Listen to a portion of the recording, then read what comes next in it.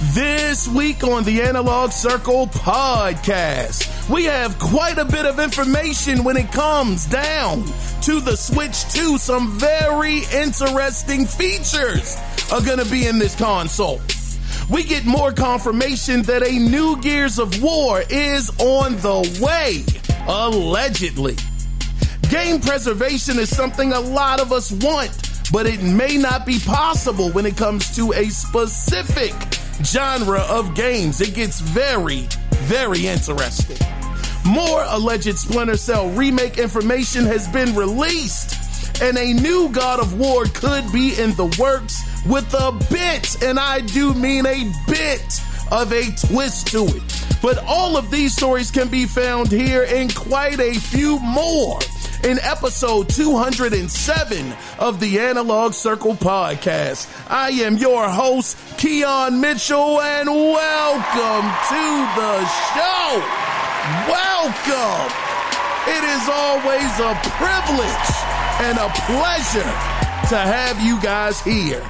Now, as always, if you guys do want to be a part of the listener feedback episode, which will happen depending on you guys, you can do it two different ways. You can either call in, and the phone number is 443-380-0281 to let your voice literally be heard. Or you can email the show, and the email address is simply theanalogcirclepodcast@gmail.com. So without further ado, brothers and sisters, I do think it is time to get into what we all come here for, and that is the gaming news that went down. So let's go ahead and let's get things started with the story that I got from The Gamer.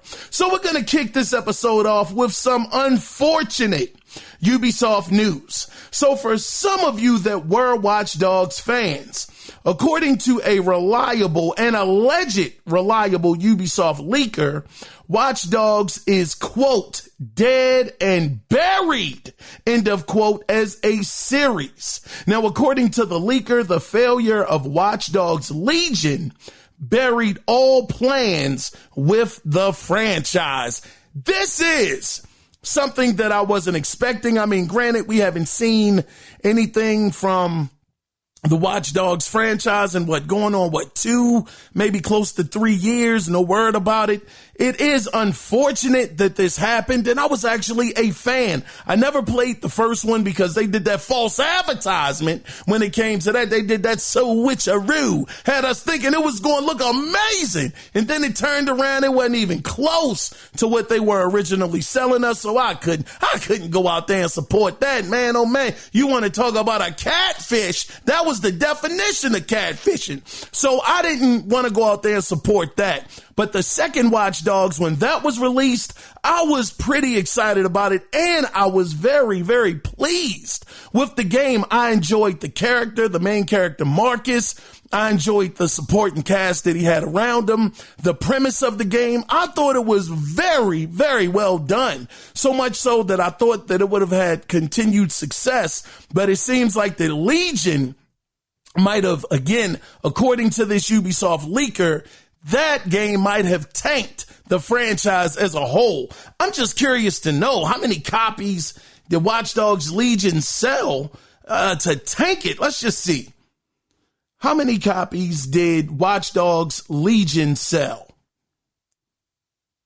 According to Wikipedia, while the game struggled at launch commercially, more than 10 million units were sold by 2020.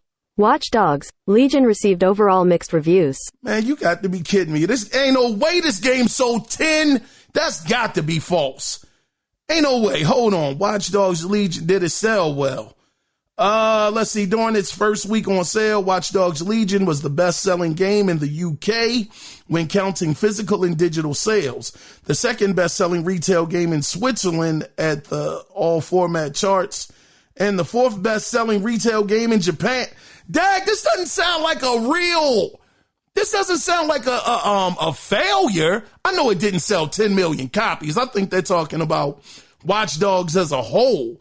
Sold maybe 10 million copies, but even being number being the best-selling game in the UK physically, that doesn't sound like a game that struggled to make money or to be a success when it came. Let me see. Okay, it says, was it profitable?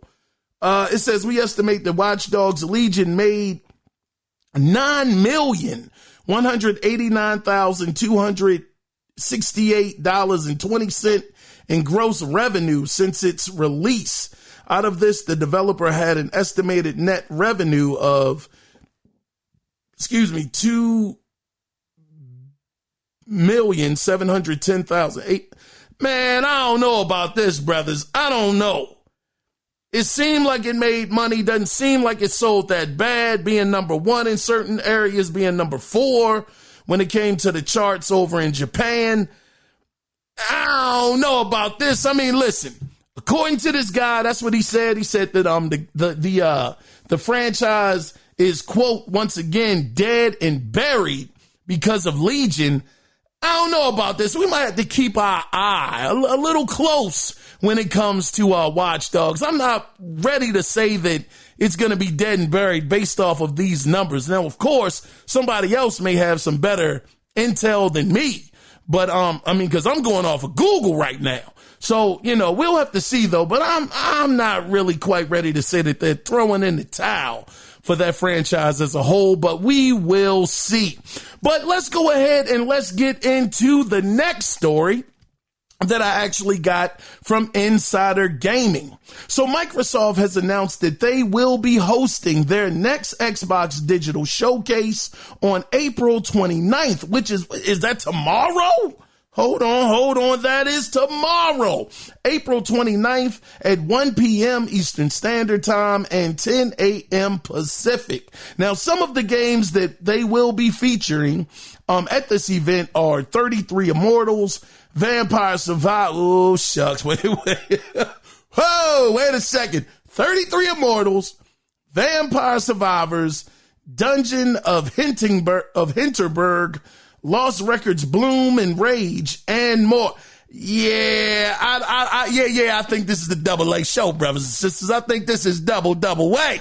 They double dutching out here, man, and that makes sense because if their show is coming up in June, they want to hold the big guns until their actual E3-esque, E3 season show.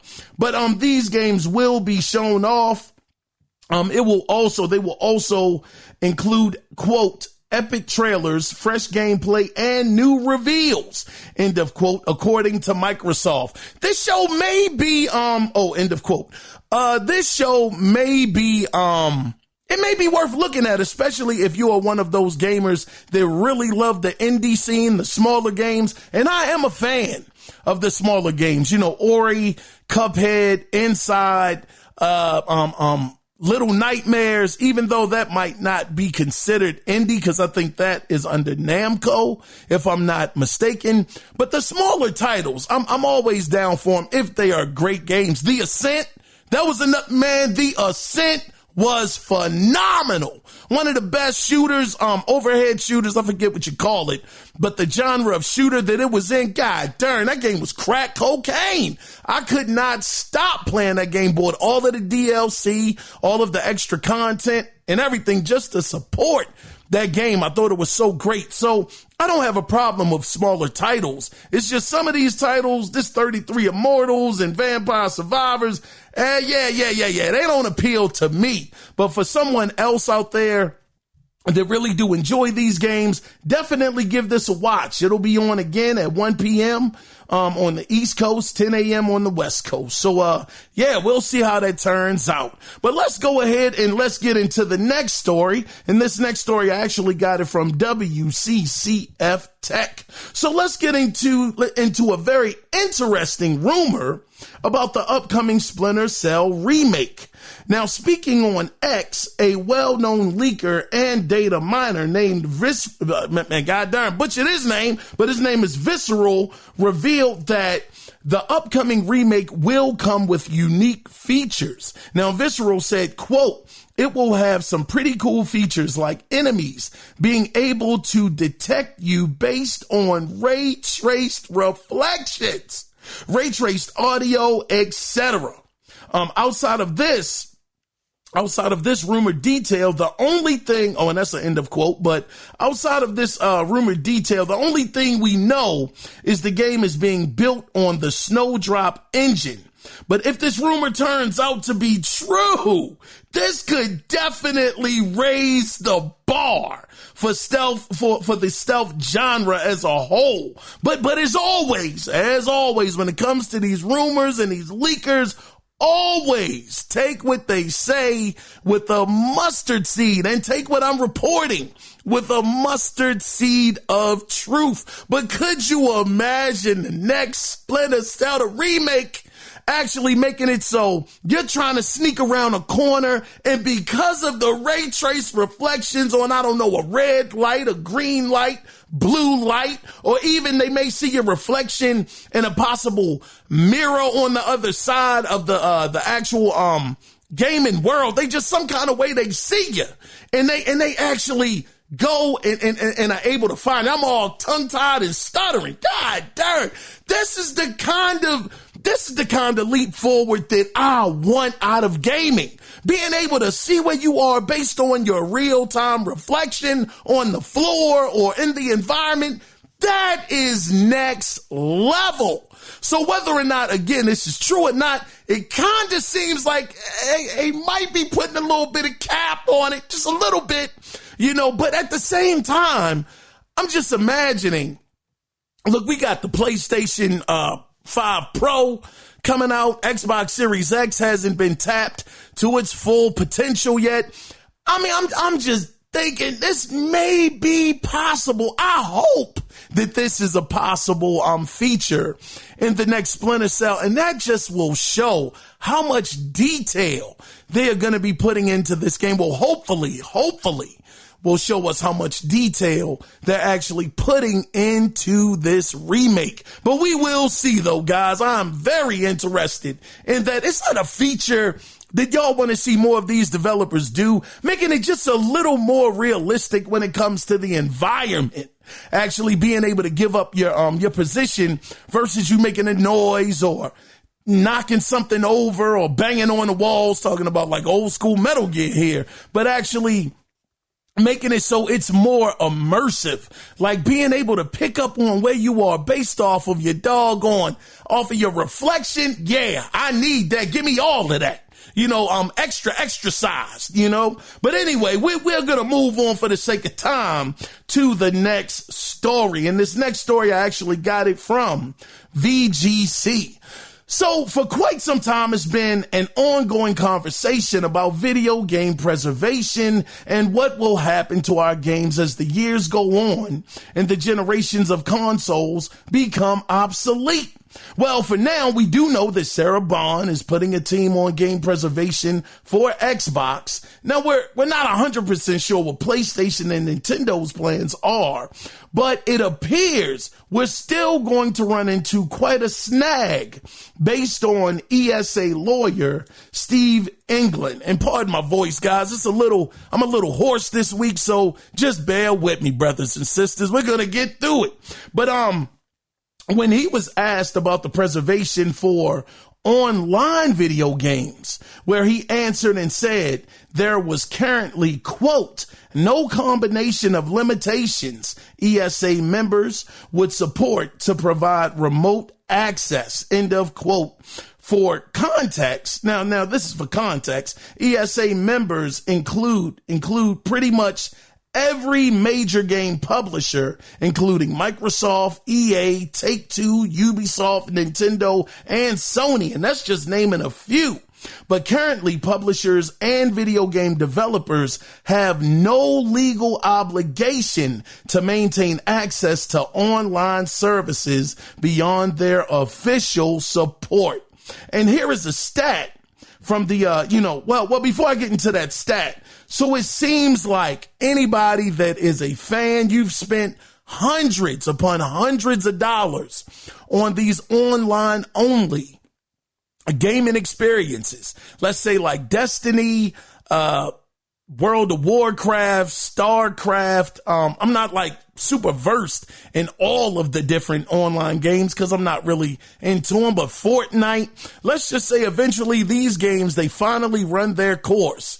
And, these servers and, things, they take money in order to keep them operating. Now, let's say some of these games, they actually start to fall on hard times. The player count isn't there. The interest in the game is dwindling. As it stands right now, you could be losing hundreds of dollars because of these guys are not obligated to keep these online games running past how long they actually want to keep them up. So they're not going to be obligated to, keep these games around or anything like that. And to a certain degree, I can understand it. But that means that quite a few games are going to go missing, as it were, online games. Because once the support is gone, once the servers are shut down, the game is gone. And it's gone forever. You can try to access it, try to get to it. But if it's no server, you're not going to get there. Well, not get there, but not be able to play it again. But where I left off with talking about some stats. Now, these stats actually come from the Video Game History Foundation that's in partnership with the Software Preservation Network. Now, last year, it was claimed that 87% of classic video games released in the USA were critically endangered. So we're talking about 87. That's pretty much everything. Classic video games that have been released. All of those are in major danger of possibly not being around.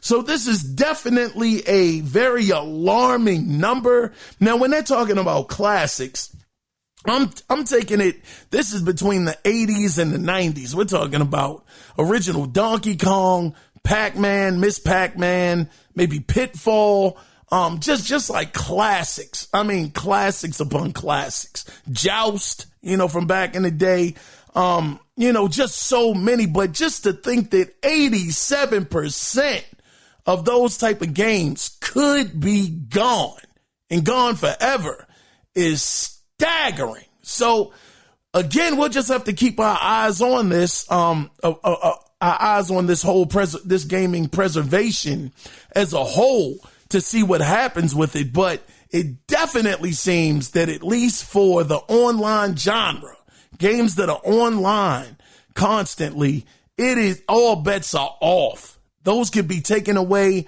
and not preserved, and they don't have to preserve them. And we know that for most of these companies, not most of them, all of these companies, it is about the money. It is about the bottom line. So once these games may fall to the wayside and they're not bringing in that revenue that they need them to, click, lights out.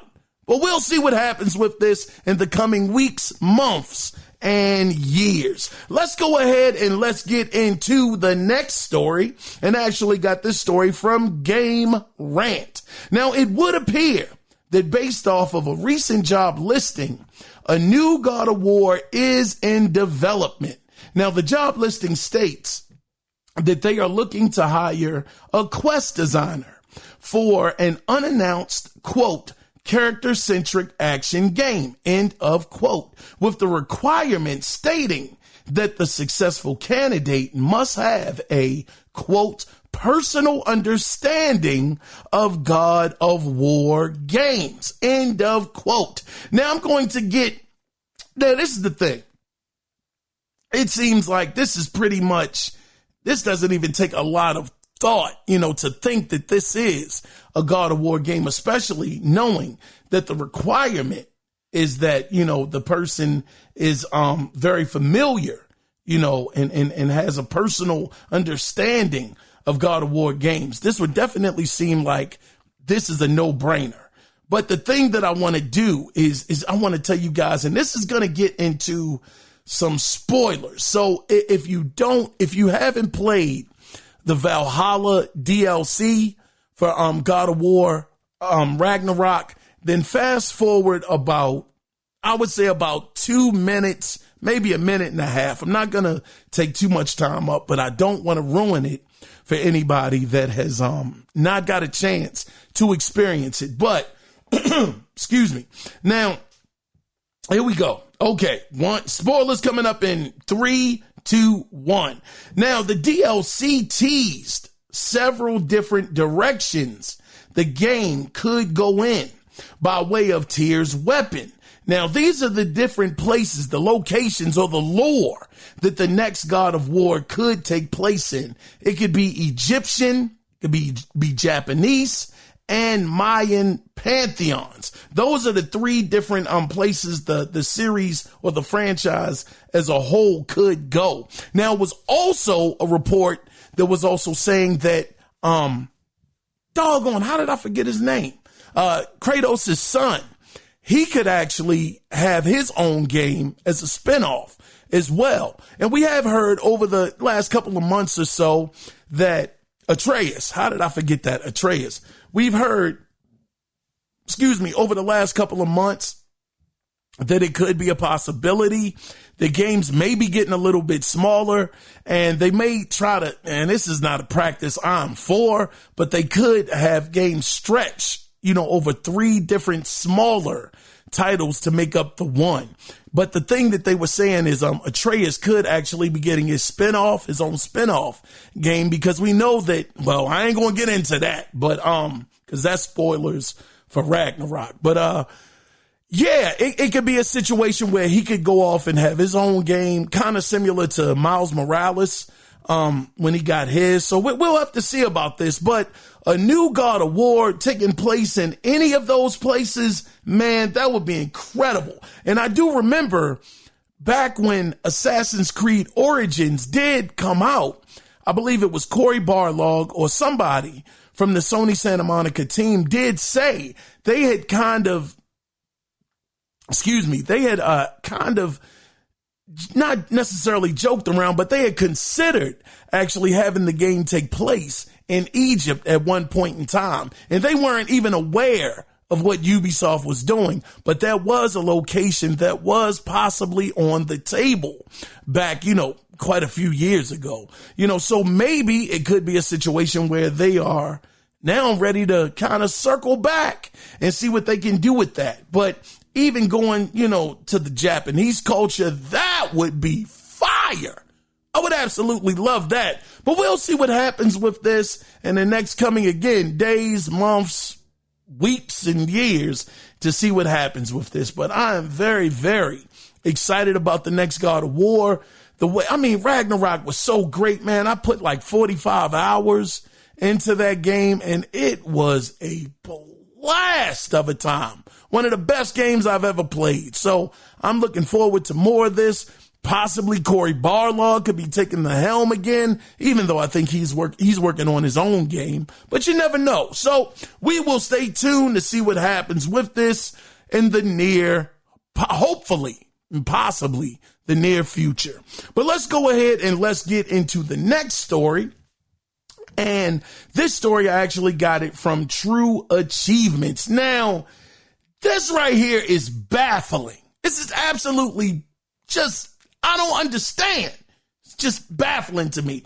And I'm getting to the point where I'm becoming more lost about this every time I see stuff like this. So to celebrate the Disney Plus TV X-Men 97 show, Microsoft is giving away a custom Series X console with an X-Men console wrap. And not just that, but a custom Design Labs X-Men controller. Now, there are several controllers you can win, such as Wolverine, Rogue, Storm, Magneto, Gambit, Morph, Cyclops, Bishop, Beast, and Jubilee. But in order to win, you got to follow the official Xbox account on Twitter and repost the announcement with the hashtag X-Men, hashtag X-Men97 Xbox sweepstakes before Sunday, May 19th at 8 p.m. Xbox, you're freaking nuts. This is crazy to me. I don't understand. Why don't you sell this stuff? Sell it, sell it, sell it, sell it. People would buy it. These controllers, man, if Xbox players don't do anything, they buy controllers. Could you imagine getting a doggone Wolverine controller, Cyclops, Bishop, Beast, whoever? And then to top it off, they got the Xbox, the Xbox X-Men wrap. You don't even have to go out and buy a console. I thought the wrap idea, I give them a lot of credit for that. That you could have this X-Men wrap. It's supposed to be like a comic book that you can put on the Xbox One, Series X. And that thing looked good, man. It looked really, really good. Sell it. I get tired of seeing this every time. They be having some fire, and I do mean fire, custom consoles. But this isn't even a custom console. It's a console wrap. It's a wrap. You could sell it for $40 or $50. My goodness, you could use it. You could use it. Because we got numbers on you mother lovers. And I'm going to get into that later. But it just baffles my mind. And shout out to Cody Clark. I know you saw the video over on YouTube, and you had commented and said that you don't think they would have sold that many. Cody Clark, you're my guy, man, 100%. I got nothing but love for you, brother. I have to humbly disagree. Those controllers look so good, man. The packaging, the colors. I'm like, yo, this is a gold mine. And they're not even capitalizing on it. You got to win this stuff. They have had so many dope. Man, so many dope. Let me calm down a little bit. God darn. But they have had so many dope consoles that have been custom that I just think they would have sold. Some of those joints was really, really, really well done. And just the fact that, again, you don't have to buy the console to get this. You just got to buy the wrap. $50 for the wrap, $60 for the wrap, whatever the case may be. I think that this thing would have sold like hotcakes. Because you can believe. Now, let's see. Now, let's remember this moment, brothers and sisters. And let's see what happens when PlayStation is about to release X-Men from Insomniac a couple of years from now on that console. Let's see what happens then. Let's see what kind of custom console or possibly custom plates that they are going to make available and custom controllers. And let's see how well those sell. We remember when Spider-Man 2 released, those plates were gone in minutes. Minutes. People were snatching them up. Now, granted, some people were using them as a come up. They bought them for the price they bought them for. They were trying to double their money and sell them for more. And some people bought them for the price that they were selling them for. But some people genuinely just wanted them as a collector's item, something to have to put on their console to make it a different kind of console, make it a Spider-Man based console. And Xbox has X-Men. Come on, you both got X's in your name. This is a doggone marriage made in heaven. Good grief, but you want to keep having people win this bullshit. I'm getting so tired of these guys doing this. You could be making a lot of money, but yet you want to say, just tweet it out over on Twitter. Man, Twitter ain't helping your numbers, brother. It ain't helping your doggone numbers. Go out there and sell this stuff. I mean, I'm just curious to know, maybe I'm in a bubble and I don't even know why I'm so mad. I don't even have a Series X. I don't even know why I'm copping such an attitude, but it just seems like this is the problem with the Xbox brand. They have golden opportunities and they don't capitalize on the positive press. This would have been incredible. Listen, this is what I was going to originally ask y'all. Am I really tripping on this? Am I on an island by myself that a $50 or $60 X-Men wrap for the Series X wouldn't sell? I mean, because I'm thinking it would do darn well. on top of the different controllers that they're offering. Again, it's an all-star cast when it comes to the controllers. Again, we're talking about, where the names at? God darn. You got Gambit, Morph, Magneto, Rogue, Storm, Wolverine, Bishop, Beast, and Jubilee. And I think I'm missing somebody, but that's what I see. You got all of those guys. Those are all big names. These aren't like off-brand characters. And it's X-Men 97. A classic cartoon. X-Men 97. Bruh. I just don't understand, man. Just a golden opportunity, a golden ticket. Man, why haven't they tried to capitalize on this? Anyway, man, give me some answers. I might be losing my darn mind over nothing. It might have sold 5 copies. I don't know. But I think when you have, matter of fact, look it up online. The X-Men Series X wrap in the controllers, the custom controllers, man, these jokers look really good, man. This ain't like no bull spit that they actually are pushing. They really pushing some really, really dope controllers and a dope wrap. So it was like some time and some effort actually put into it. But, I might be tripping. I don't think I'm tripping. I think it would sell absolutely fantastic. But yet they want you to doggone win this bull. Man, they want you to win this crap, man. It ain't even crap. It's dope. But I'm only calling it crap because I'm mad. I'm upset. These jokers just won't sell it. But anyway, man, I have lingered on long enough with this story. We're going to move into the next, but I'm curious, man. Please email the show, call in, whatever you got to do. I want to know, would this be something you would actually spend your hard-earned money on? Because those raps, that was the whole allure of the raps, was you didn't have to go out and buy a whole custom console in order to get that custom console look. You put it in the rap, and it looks amazing, at least from the pictures. Pictures made it look real, real dope. They even dropped the ball when it came to Starfield's rap. That came out well after anyway, man, god darn. Golden opportunities, Xbox. But without further ado, man, let me take it down and you know what? Let me get a drink of water. God darn. Let me drink something. Hold on. God darn. Let me calm it down. God dog it. But we're gonna go ahead and oh shucks. We're gonna move into the next story, man. Now, Xbox, man. People might think I really dislike Xbox. I do dislike Xbox for what they're doing right now, but I want them to succeed so bad. I really, really do. I'm just baffled by the decision making at times. Just blows me away in a bad way. But we're gonna move on, man. Now, this is just a side note, though.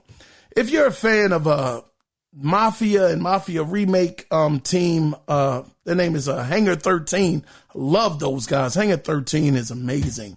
They actually just released Top Spin 2K25, and it's actually sitting at a 78 on Metacritic, so that's not too bad. So we'll have to see. Hopefully, now that the production of that game is finished, hopefully the report that we had talked about last week about the next Mafia game actually getting a trademark, hopefully this is an indicator that is going to happen and that we'll finally get an announcement for the next Mafia game. But again, Hangar 13, I really think those guys are very, very talented.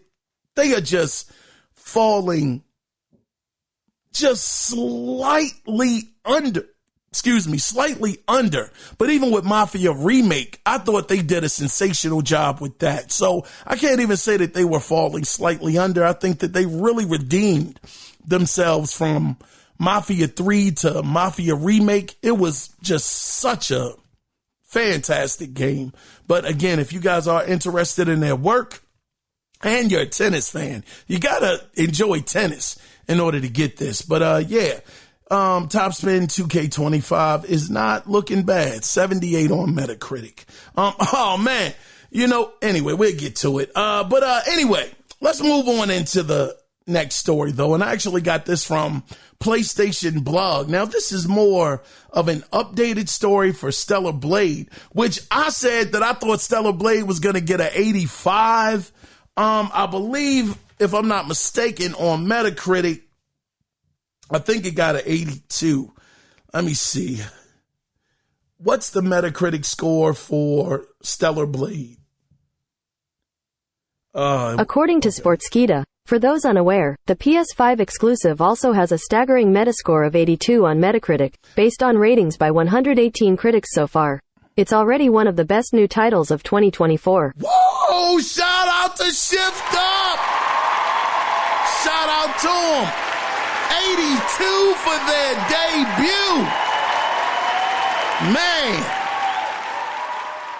82 for their first AAA debut. Now, me, I thought it was going to get an 85. I kind of overshot it a little bit by 3, but I figured it would definitely be in the 80s.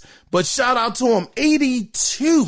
That's a darn good score for your first time out for a AAA title. But let's get into this updated story pertaining to Stellar Blade. So, director at Shift Up, Kim Hyung, his name is spelled Hyung, Hyung, Tae, said, quote, "Today, we at Shift Up are excited to reveal that the new game Plus will be coming to Stellar Blade at launch on April 26th, so players can continue their journey across Zion after the credits roll.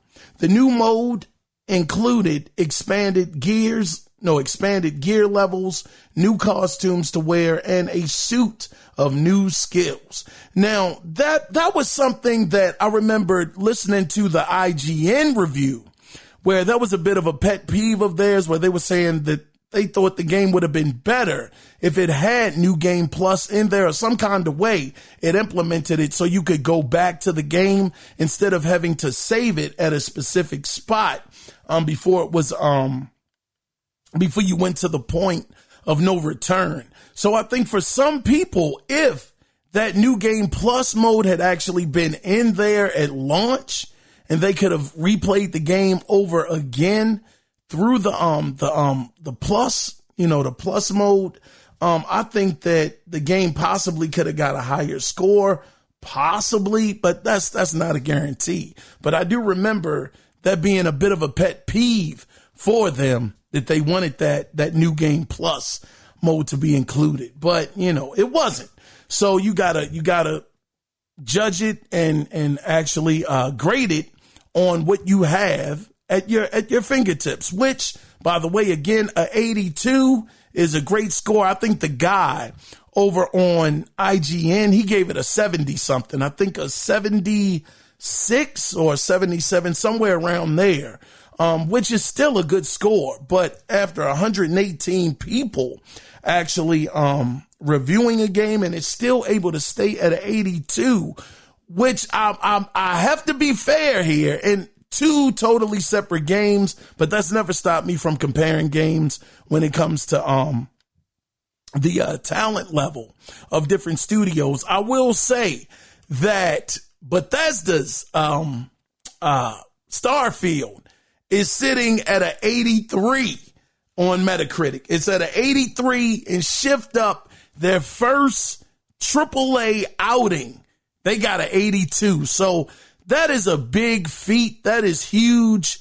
Fantastic to see it. I really have high hopes for that studio over there at Shift Up, and I think that they'll continue to do great work, hopefully. And that might have sounded like a shot towards Bethesda. It's not a shot. It's just it's the facts. It was an 83, two totally different games yet again. But also, Stellar Blade is the same game that allegedly is supposed to outsell Final Fantasy VII Rebirth, which I thought was a travesty.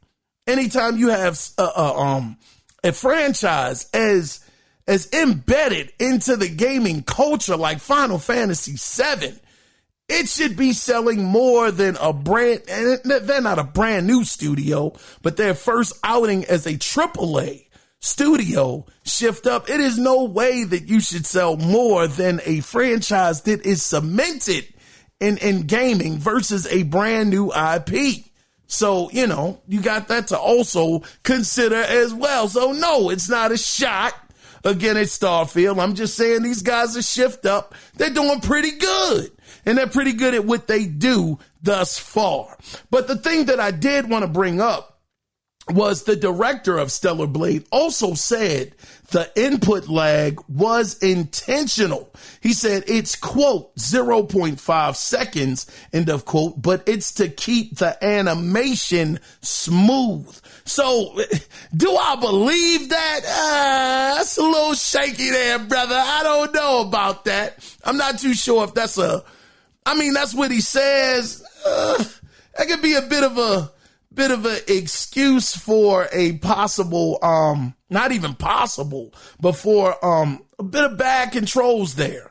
0.5 seconds, that's not a lot, but that is enough to make certain situations kind of become bigger than what they are. But according to him, again, it's to keep the animation smooth. I ain't gonna say I'm buying that. I think you might need to go back and possibly, well, look, I can't tell this man what to do. I wouldn't know how to make a doggone nothing gaming. So if this is what he says, then I guess we got to believe him, but it was intentional. So just to put that out there, that lag that we were feeling, it was definitely lag, 0.5 seconds of lag to be exact.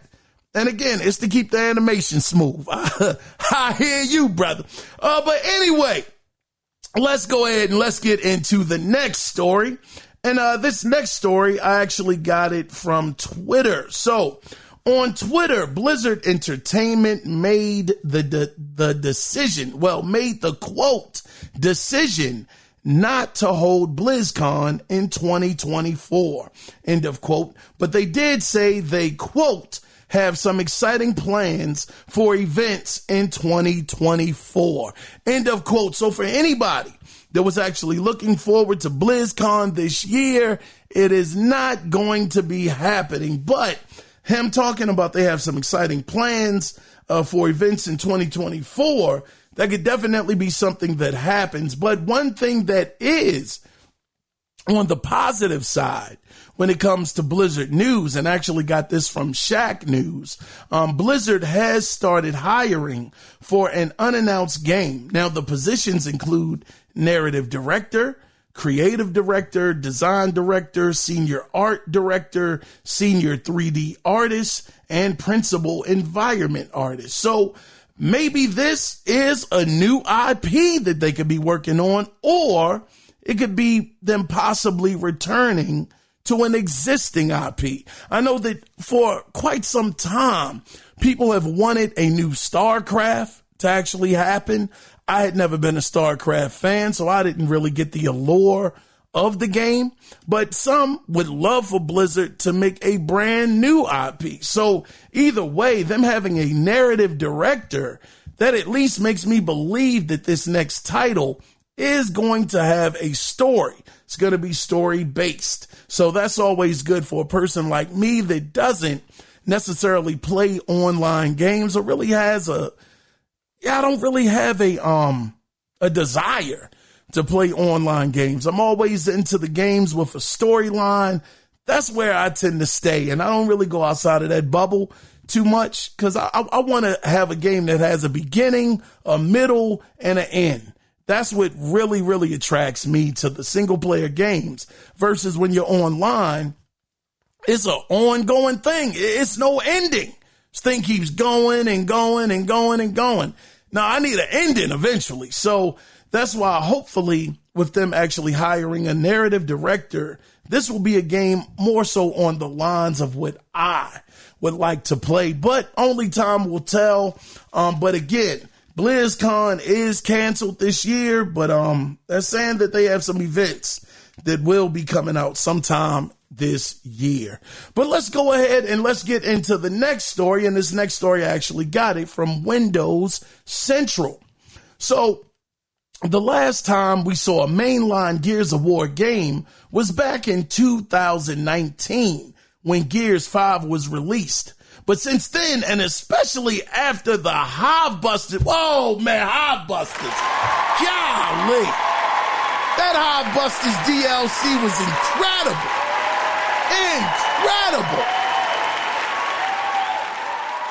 But since the Hive Busters DLC released, me personally, I have been very interested to see what the next game is going to be.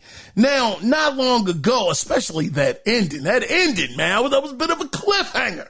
But not too long ago, we got word from Jeff Grubb that a new Gears is on the horizon. And now, on April 24th, 2024, we got a little more information from the actual voice actor of JD Phoenix. His name is Liam Oh, man, I ain't even going to attempt this. It's McLintyre, McLintyre, maybe Mr. Liam McLintyre. Pardon me if I butchered your name there, brother. But he actually talked about this courtesy of Twitter, where he was responding to a fan when he was asked if he could confirm if JD Phoenix was alive or dead in the franchise's ongoing canon narrative. And he replied with this. He said, quote, "I have no idea.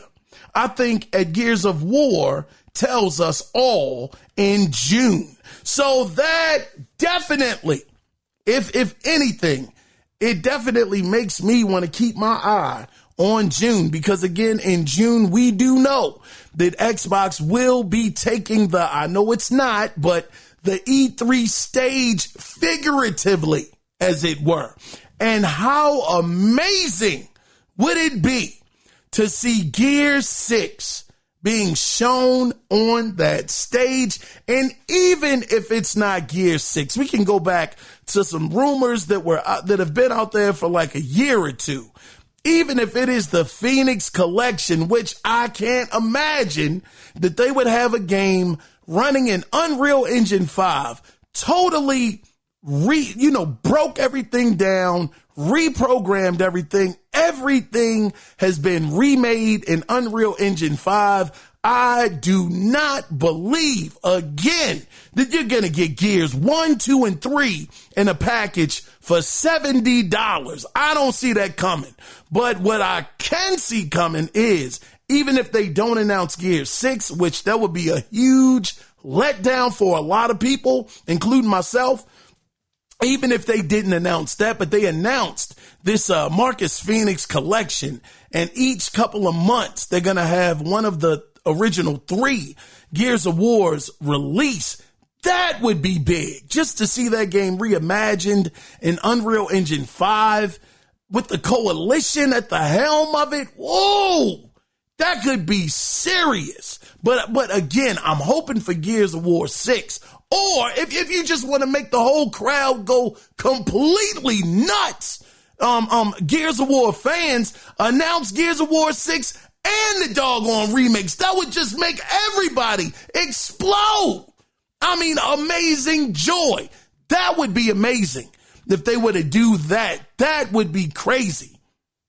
People say crazy too much. That would just be amazing. That would be awesome to see. But we'll see what happens with this.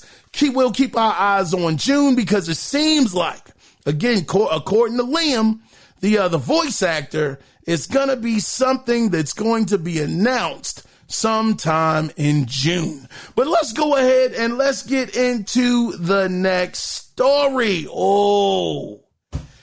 Story right here is this is very interesting. So I got this story from WCCF Tech, and let's talk Xbox numbers. Show me the money. Oh man, this money is looking kind of funny. Oh shucks. All right, here we go. So Microsoft's gaming revenue, now this is the positive. It increased 51% compared to quarter 3 of 2023. But 55% of that increase came from Activision Blizzard. So without Activision being up under there, they would have actually been, I believe, in the negative by 4%. So god darn, these jokers have saved the darn day. Activision actually having the revenue increase 51% from 55. That is darn amazing. Now, content and services revenue went up 62%, with 61 of those points coming from, yet again, Activision. This was a heck of a buy for them. Now, when you come to the console, oh shucks, this is when things slid off a daggone Mount Everest mountain, god darn it. So Xbox Series X and S sales are down 31% year over year.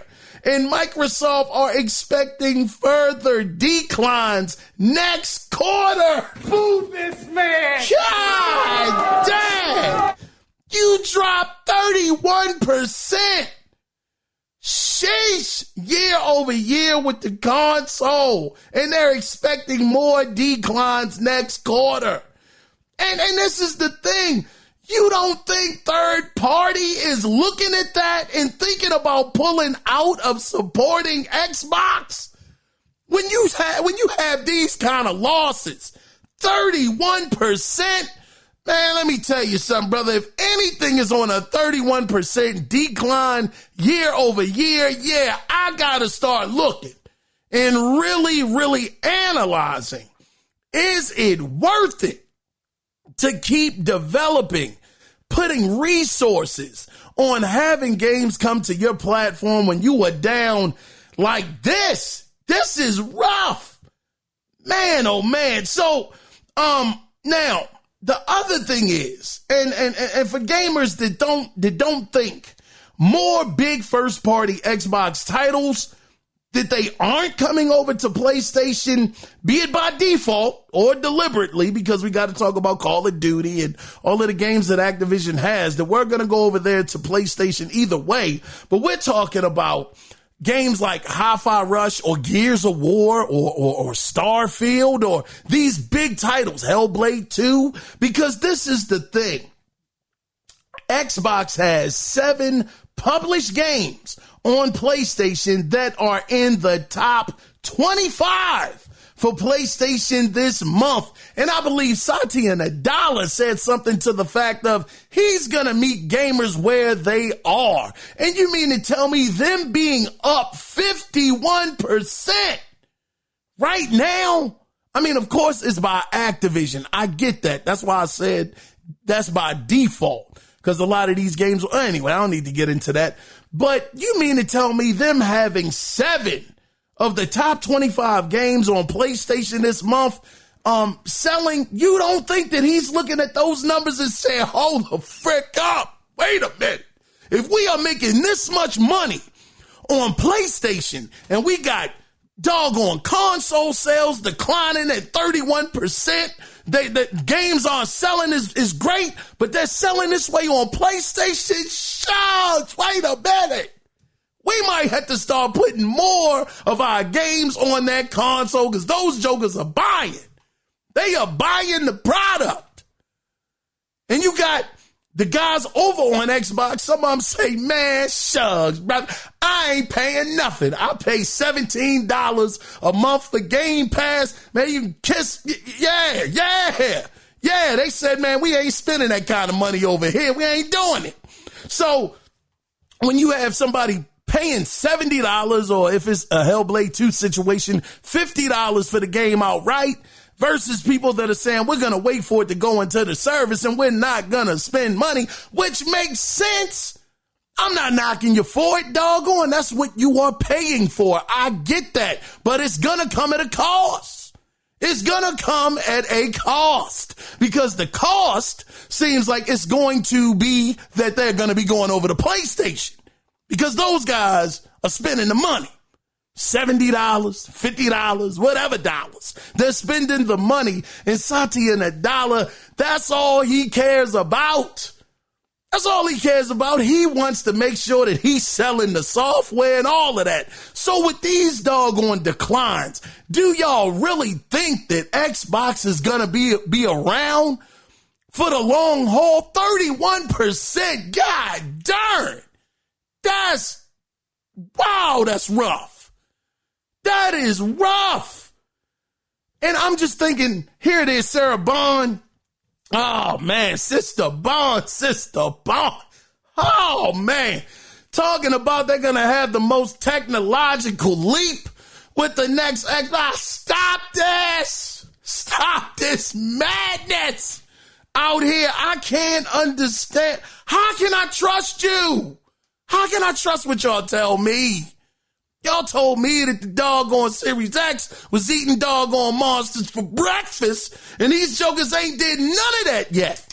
Doggone, you got games running better on the PlayStation 5 versus your own hardware. God darn, what kind of world are we living in? Where are we living? This is absolutely nuts to me. But yet people will say, Xbox is coming back, God dog. They're coming back to reclaim the throne. They're going to be number one yet again. Man, brothers, I think some of these guys, man, they being disingenuous. Because there's no way you can look at these numbers and think that. Man, these guys getting ready to make a huge comeback. They about to make a real run. Man, they about to make a run. I don't know about that, man. I'm just sitting here. And the last thing I don't want Xbox to go away. Man, I'm nervous to see them jokers leave, but you got to look at the doggone breadcrumbs. It ain't looking good. The console isn't selling. The games aren't selling. Darn, the service ain't selling. I think Game Pass is kind of tapped out at the moment. It got a little bit of a boost at one point in time because they were including gold members inside of the Game Pass subscription. So I'm just sitting here and I'm like, God darn, I don't know how much more they can take. And then you're talking about new hardware. Oh, shucks. I don't know about this. I really don't. I really want Xbox to get it together, because having Sony out here by themselves, man, that's some dangerous ground to be on. That's a dangerous place. Where doggone Sony is out here, because Nintendo, they ain't going to fight them. They doggone sitting back in the doggone corner like, nah, I ain't going down that street. Nah, that's where the bullies stay at. Nah, that's where Sony's at. We ain't going down there. Yeah, they going to stay over on their other side, on the side that they're on. So, yeah, having PlayStation out here by themselves, unchecked, with no competition, yeah, that's a bad place to be. So I'm really hoping that Microsoft gets it together, but darn, they haven't had the software either. I mean, we got to talk about that too. They are just about to release their first party game in a couple of days. It'll be May. 5 months have gone past, and you haven't seen too many AAA exclusives come into Xbox. Not something that's going to move the meter in their favor. Here it is, doggone PlayStation. You can call it third party all you want, but they're exclusives. You can only get it on PlayStation, or some of these you might be able to get on PC, but I don't even think you can get Final Fantasy VII Rebirth on PC right now. Or Stellar Blade. I don't know about Stellar Blade. I'm not going to talk about that. But they've had Helldivers 2 come out, Stellar Blade, and Final Fantasy VII Rebirth that have released thus far. And what of note has Xbox released thus far? It's about to be Hellblade 2. That's it. And we know that PlayStation isn't done. Hopefully Xbox isn't done. Hopefully they'll have something with Indiana Jones released later on this year. Avowed. I ain't looking. Avowed doesn't look bad though. I saw it again for the second time at home on the stream, and it actually looked pretty good. It looked not bad. So I'm not going to say that it wouldn't be my kind of game, but I wouldn't be out there getting a day and date. I could tell you that, because the game is going to be too long. It's going to be way too long for me.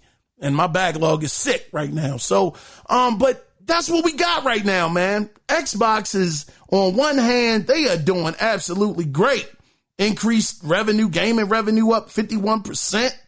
But then when you go to the other side, I mean, and let me give them their props also with the content and services revenue going up to 62%, with 61 of that coming from Activision. So, excuse me, that does show that was a fantastic pickup.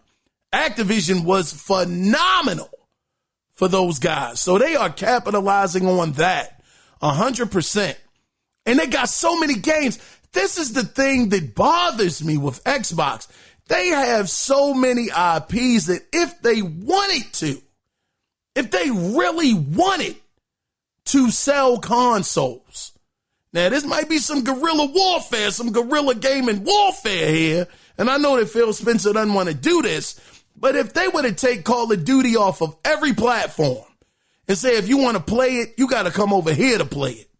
Overwatch, maybe not as big of a game. They got some problems going on right now, but it does have a fan base. If you want to play that, you can only play it on Xbox. They got some games, man, where they could really go out here and they could throw their weight around if they were trying to sell the console. But it doesn't seem like, to me, they're trying to sell consoles. They're trying to sell everybody on cloud, on TVs, mobile devices to be able to play your Xbox games on. I just don't think the console market is something that they are heavily invested in. But some people will tell you, no, they are doing just great. They're doing fine. They're mounting a comeback. Even me, I said Xbox is coming. I thought they were coming. But right now, it doesn't seem like they have anything on the horizon outside of Hellblade 2, because we don't know for sure if Indiana Jones is going to make it out this year. We don't know if it's a new Doom being worked on. We don't know if it's a new Wolfenstein being worked on. We don't know what state Fable is in right now. I mean, they got so many games. That's the thing that's just crazy about it. They got so many games that they could choose from. Excuse me, but we haven't been getting updates on them. None. Any. I mean, we saw Fable last year. I got to give them credit. That was a great show last year. But it's still games that I'm waiting on, like Collateral. What happened with Collateral? We haven't heard a peep out of that in years now. We don't know what Perfect Dark, where that's at. We've heard it went through some trouble and whatnot, but where is the state of the game today? That's what I'm hoping, that with this June show, they will clean the slate, because everybody says they got 1 million games. They got so many games they can't release them all at once and all of this stuff. They got 100 studios, and these jokers cannot consistently drop amazing games. They got all of Bethesda. They got all of Activision. Now, granted, they just got Activision. I get that. I'm going to give them a bit of a pass on that. That just happened. So I can't be too hard on them about that. But they've had Bethesda for a little bit of time now. And even when they had them, doggone Deathloop went over to the PlayStation. Golly. And Tokyo Ghostwire went over to PlayStation. Gee whiz. It's just been tough. It's been tough, man. So I'm hoping that at this show, at this E3-esque show in June, that they'll show us something. They'll clean the books on these games that they've shown us or been showing us or been talking about for years. Hopefully they will clean the slate and show us everything that we've been waiting for, and they can move forward. But only time will tell, man. I am worried about Xbox because, again, why am I worried about Xbox? What am I worried about? I'll tell you, I'm worried from this perspective that I just want competition. I want PlayStation to have competition, Nintendo to have competition, and I think we need Xbox. Yeah, they've been freaking up lately a lot for years now. But I do still believe the industry as a whole, we need them to be around. We need them. Because I just don't trust Sony out here by themselves. I don't trust them jokers at all. Because these jokers already doing gaming guerrilla warfare as it is right now. And you imagine they got the whole block to themselves. Oh, shucks. We all getting extorted. It's just going to be a matter of time. So I'm just hoping that Xbox stays around, can keep some balance around this mother lover, and we'll be okay. But we will definitely see what happens with them in the next coming days, weeks, months, and years. But man, I'm gonna tell you though, I'm still very skeptical on that next console being a technical leap. I don't know about that, but we gonna see though. Let's go ahead though, because man, we're over an hour yet again. But let's get into the next story. So I actually got this next story from Loadout. Now, due to the popularity of the Fallout TV show, and this is good news. This is good Xbox news. Allegedly, Bethesda is, quote, formulating plans, end of quote, to release Fallout 5 sooner than they would have. Now, this report is actually coming from Jez Corden, who says Bethesda is, quote, currently formulating plans on how to get the next Fallout here for us sooner rather than later. End of quote. Now, this is great news, and this is what I like to see. Now, if this report is true, that means that they got some doggone, what do they call it? Something in a bottle.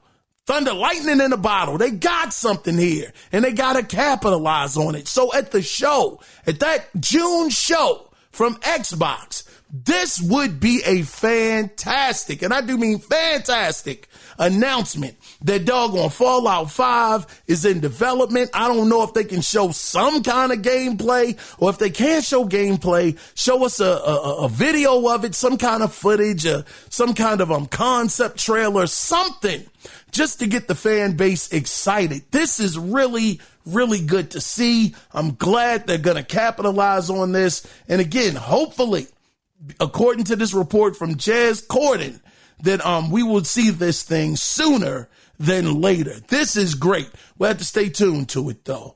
But we are going to get into the final story for this week. And I actually got this from WCFF Tech yet again. So we have some new reports about the Nintendo Switch 2. Now, these reports are coming from Chinese manufacturer MobaPad, who revealed the console will support both the current Pro Controller and Joy-Con controllers, as well as HD Rumble. But the size of the new Joy-Con motor will be smaller. So it seems like they're kind of cutting back a little bit on the new version when it comes to the motor, the HD motor. Now, or it could be technology. Technology could have made it smaller, but it still has that same amount of oomph when it comes to the Rumble. Now, while the current Joy-Con controllers will be compatible with the Nintendo Switch 2, it won't be possible to attach them to the console in handheld mode due to a new horizontal magnetic docking system, which will only support the new version of the controller. So again, it seems like any controllers, those older Switch controllers, when it comes to actually docking mode, yeah, you're not going to be able to do it. Or handheld mode, pardon me. You won't be able to put those controllers onto the new Switch 2 because of this magnetic docking system. It's only going to support the new version. Now, well, new version of the controllers. But MobilePad also revealed that the Switch 2 will be backwards compatible with both physical and digital versions of the original Switch. Wow. I like that. Oh, that's all right. Yeah, we had reports about that a couple of months ago that was their plan. So it's really nice to hear that these plans are continuing, both not just for digital but physical as well.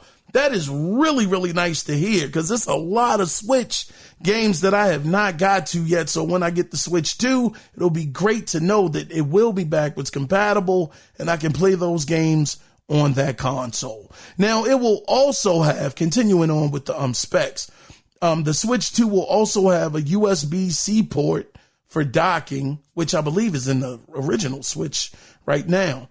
Now, the screen, as far as the screen goes, the screen on the Switch 2 will be slightly bigger than the original Switch and will support 1080p resolution, which, I mean, the screen, you know, what I've heard is the smaller screens when it comes to 1080p on a screen the size of maybe slightly bigger than a Switch. I've heard that that's still a really, really good resolution because the screen is so small. You're not going to see like huge, you know, like the polygons and, you know, the characters, the character models of the games aren't going to be like as big as your TV. So it being smaller, you know, more compact, it should be a beautiful looking screen at a 1080p. So that's good. It's going to be a 1080p resolution. But which means, hey, possibly these games will be running in 1080p on your big screen television as well. That'll be interesting to see if that happens. But one of the biggest takeaways though is MobilePad thinks the Switch 2, and this was a bit of a letdown for me, but they think that the Switch 2 is a conservative evolution in hardware resembling a pro version of the original Switch instead of a complete overhaul. So that was a bit of a letdown. I said, dag, I was hoping that, you know, Nintendo was going to push the envelope even further when it came to the technology underneath the hood of the Switch 2. But again, take all of this stuff with a mustard seed of truth, you know, from what was their name again? MobilePad. Take this all with a mustard seed of truth because Nintendo has not officially come out and said any of these specs, but a lot of this stuff sounds like it is a very, very good possibility of it actually being true.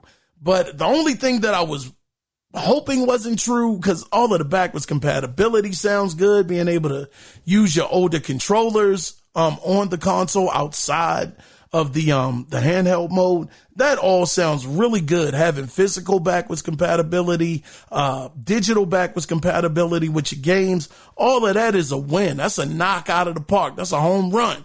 But the thing that I didn't like, and I should have said a hit out of the park. But the one thing that I don't like to hear is kind of going to be likened to a pro version of the Switch, which again just goes back to my point that Nintendo is not going to fight Sony. They're going to duck them. They're not going to go with the power. They're not going to try to go with the cinematic storytelling that Sony and Microsoft do. They're going to continue to be off on an island by themselves. Like I told you, they ain't going down that street. They're not going down that boulevard because they don't want no smoke. So they're going to stay out of there. And that's why I don't want Sony on the block by themselves with no competition. So we'll see what happens with this. The Switch 2, again, they're saying it's going to be released in March of 2025. Again, due to them not having any killer app software to actually show with the console when it releases. they're going to have us waiting. But just knowing that it's going to be more so like a, just a pro version of the Switch 2, that is a letdown, man. But we'll see. We'll see what happens. Some positive stuff here. 1080p screen and all of that stuff. But will it be enough? I mean, the games are the ultimate deciding factor, and hopefully they got some fire. But anyway, that is the end of the gaming news this week. What time is it? Oh, it's 8 o'clock. God darn, I got to get ready to be going to work in less than 2 hours. Well, because of that, then, we will not have video game theater this week. But we'll just go ahead and jump into the final section of the podcast due to time. And you guys already saw the question. You already saw it. So let's go ahead and let's just get into it officially. And let me stop doggone beating around the bush. So the question is the gaming market oversaturated? Are there too many games to play right now? And as a result, this is why I'm bringing it up. As a result of the market being oversaturated, I mean, some people, they don't think it's anything to play. What was that, Spawn Wave? I think he put that out there. The gaming is in a rut right now. I don't know what that brother's doing. Shout out to him, though. But shucks, I got so many different games. Not so many different games. I only play one game at a time because I won't beat it if I got 2 or 3 games I'm playing. Right now, I'm playing Spider-Man 2. God darn it. Whoa. Game is amazing. No pun intended. Oh, that storyline, the character development. Hey, man, I'm going to tell you something real quick, man. I know we're supposed to be talking about gaming saturation, oversaturation of the gaming market, but darn, I would be remiss if I didn't say the Spider-Man 2. I don't know what people are talking about that said it wasn't better than Miles Morales. It wasn't better than 2018 Spider-Man. I don't know what the heck they're saying. I've been playing this game. I got about give or take, about 14 hours in, 13, 14 hours in. Man, that game is stellar. I feel like I'm playing a movie. I feel like I'm playing a Spider-Man movie. This thing is so dope. It has a character, and I'm gonna tell you one thing about Insomniac. I saw a bit of man, how can I say this? Like if they were to work on a different kind of game, I saw where the potential that they could have with something outside of Spider-Man, because it is a section in the game, and this is no spoilers, but for any of you guys that have played it, you guys will know that it reminds you of The Last of Us Part 2 to a certain degree. They cleaned up so much stuff from the, what is this? I got to restart. I'm going to do that later. Nah, we're going to snooze that. They want me to restart the doggone laptop. I ain't doing that. Going to snooze that. But the thing is, just seeing what they were able to do with those sections and how they cleaned up certain things that weren't as well done in the previous versions. Man, come on, man. I don't know what y'all wanted out of Insomniac. That $300 million, hey, that still was a lot of darn money. I ain't going to sit up here and say I see exactly where they put the money, but I can kind of see where they put the money. $300 million still seems very excessive. But anyway, the question again is the gaming market oversaturated? Games aren't selling as well. Doggone Final Fantasy, keep on saying remake, Rebirth didn't sell well. I didn't pick it up because I got games that I'm playing right now. Matter of fact, I got to be transparent with y'all. I just, any game that is going to be like 25, 35 hours to beat, I can't do it. I'm trying to get the backlog down. So, I'm just not going to be able to do it. So a game like Final Fantasy 7 Rebirth, man, that's 50, 45, 50 hours. I can't do it. But, and it's a result of just having so many different games to play. So as a result of the gaming market, in my opinion, being oversaturated, is that actually hurting game sales? But anyway, I guess that's a conversation for another day. But the question remains, and I'm all tongue-tied. Pardon me, I do this every single episode. But is the gaming market oversaturated? I've been saying for a while, I would like for games to come out a little slower than they used to have that hype behind the game. The only game that any of us are like extremely hyped over, and it's almost a resounding yes, we're all excited about this game, is Grand Theft Auto 6. And I think that we're that excited for the game that, granted, I think the Rockstar, they was tripping, taking 12 years to come out with another game. But I do believe that is part of the allure of it. GTA 5 was such a great game, but we haven't seen GTA in so long, over a decade. We are crying on it for it, but we are really, really vying to play another one. We're really, really trying to get our hands on the latest version of it. It's a lot of excitement around it, and we don't get that much. Halo 3 launch day was crazy. We just don't get those kind of launches anymore. And I think, again, it's because there's so many games coming out at such a rapid pace. We don't have a chance to digest it anymore. It's almost like music. Certain artists would drop and you would get a chance to sit with the album. You'd be able to sit with it for a couple of weeks before any other artists were dropping. But today you got 100 artists dropping songs in 2 hours, separated 2 hours apart from each other. It's just so saturated. It makes it so hard to be able to concentrate on certain games or really going out there and buying certain titles because you're still stuck playing a title that just came out a week ago. So that is my question to you guys. Again, is the gaming market oversaturated? If you want to be a part of the conversation, you can do it 2 different ways. You can either call in at 443-380-0281 and let your voice be heard, or you can email the show, and the email address is theanalogcirclepodcast@gmail.com. I was your host, Kiaun Mitchell, and I want to say thank you guys again for being here. Y'all are the best, man.